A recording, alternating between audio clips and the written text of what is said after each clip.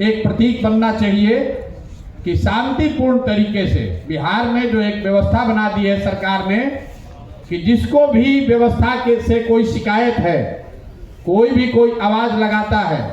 तो सरकार उसको उपद्रवी बताती है। सरकार उसको लॉ एंड ऑर्डर का मुद्दा बनाकर उन पर लाठी चलाती है। तो इस आश्रम को इसीलिए बजाबता सरकार से परमिशन लेकर जिन साथियों का ये जमीन जो लोग अपना होने का दावा करते हैं उनको पैसा रेंट देकर, सरकारी रेंट देकर ये व्यवस्था मैंने बनाना शुरू किया है ताकि बिहार का कोई भी समाज का वर्ग, वो वर्ग जो अपने आप को दुखी फील कर रहा है, अकेला फील कर रहा है, वो यहाँ आए, अपनी आवाज रखे,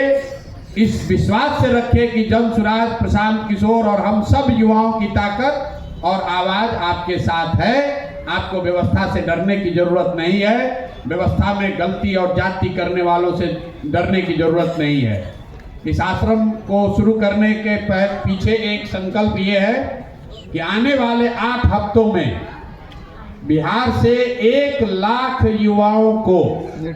इसको याद रखिए, 1 लाख युवाओं को इस आश्रम में लाकर सत्याग्रह की ताकत और उसके द्वारा बिहार के समाज की चेतना को पुनर्जीवित करने के लिए ऐसे 1 लाख छात्रों को, युवाओं को यहाँ से प्रशिक्षित करेंगे ताकि वो जाएं और बिहार की समाज को जगाएं, उनको बताएं, समझाएं कि मेरे भाई, जातीय और धार्मिक उन्माद में पड़कर जब तक वोट देते रहोगे तब तक इसी तरह की असंवेदनशील व्यवस्था को आपको झेलना पड़ेगा। एक बार अपने और अपने बच्चों के भविष्य के लिए, उनके अच्छी शिक्षा के लिए,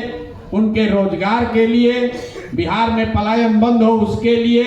किसानों की समृद्धि हो उसके लिए, महिलाओं को रोजगार मिले इसके लिए, इन संकल्पों के साथ ये रास्ता युवाओं को मिले कि सत्याग्रह के जरिए इन संकल्पों को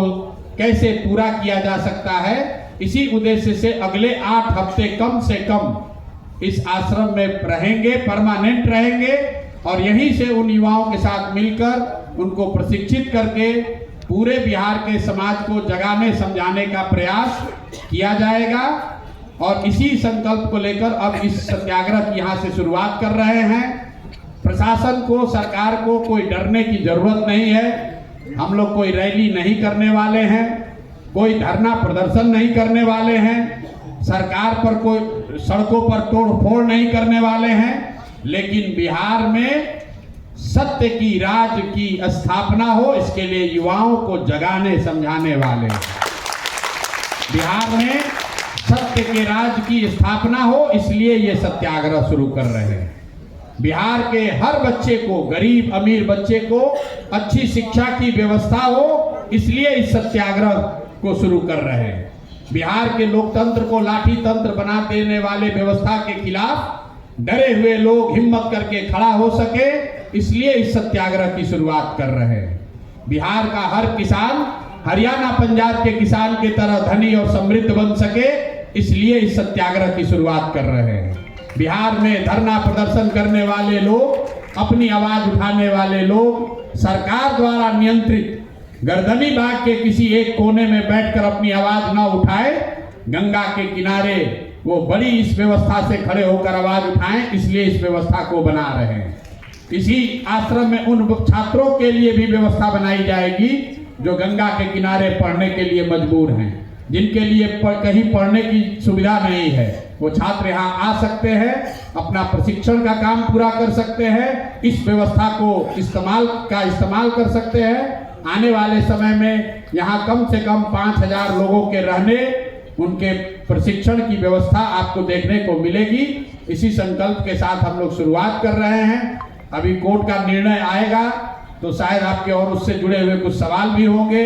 आप में से कुछ लोग ये भी शायद पूछना चाह रहे होंगे कि आज आप अनशन क्यों खत्म कर रहे हैं। मैंने अपने से आज का दिन तय नहीं किया था, लेकिन ऊपर वाले की आप बनाई हुई जो व्यवस्था है वो देखिए। आज ही न्यायालय में इस केस की सुनवाई शुरू हुई है और संजोग ऐसा बना है कि आज मैं अनशन को भी खत्म कर रहा हूं और यहां से बिहार में सत्य के राज की स्थापना के लिए सत्याग्रह की शुरुआत कर रहे हैं और आप सबका आशीर्वाद, आपके गुड विशेष की जरूरत है। बहुत बहुत धन्यवाद।